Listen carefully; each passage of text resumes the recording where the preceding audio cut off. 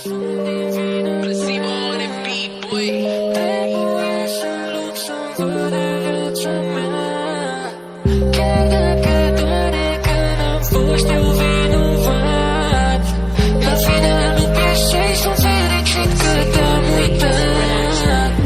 doare inima când mă gândesc la tine, mă doare tot, știu că nu-i bine pentru mine. Tu ai pe alta, acum pe mine m-ai uitat, dar nu știu ce să fac că nu-mi găsesc locul în pat.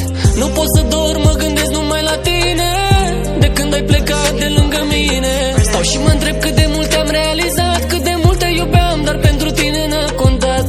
Acum ai ales alt băiat în locul meu, chiar dacă zici că ești fericită, știu că ți-e greu. Alt băiat cu suflet curat n-ai să mai găsești. Hai să vezi că am dreptate și o să nebunești. Te macină la fel cum mă macină pe mine.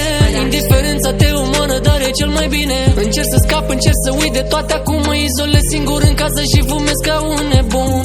Chiar dacă toate astea sunt din vina ta, trebuie să lupt să-mi văd de viața mea.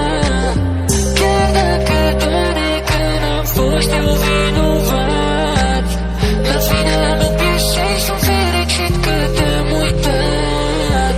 Chiar dacă toate astea sunt din vina ta, trebuie să lupt să-mi văd de viața mea. Chiar dacă doare că n-am fost eu vinovat, la finalul piesei sunt fericit că te-am uitat. Am drumul meu acum, nu vreau să aud de tine. Mi-a fost greu la început, acum îmi e mai bine. Am scăpat de tine, am scăpat de tot, acum suferi foarte tare, dar eu nu mă mai întorc. Te-am îndrăgit din prima zi și drept recompensă te-ai schimbat ușor, ai încercat să mă ții lesă. Dar nu am mers, am explicat, părea că ai înțeles. Se vedea că stăteai cu mine doar din interes. Când ne certam, eram disperat, veneam la tine să discutăm, dar tu nici măcar nu vorbeai cu mine. Am trecut cu vederea că și eu am mai greșit, dar tu m-ai dezamăgit, nu doar o dată, ci înzecit. Îmi amintesc de acea vară când am venit la tine.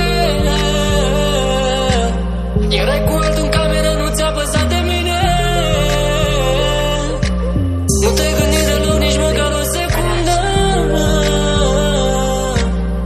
la mine, la mama, la cât putea să plângă.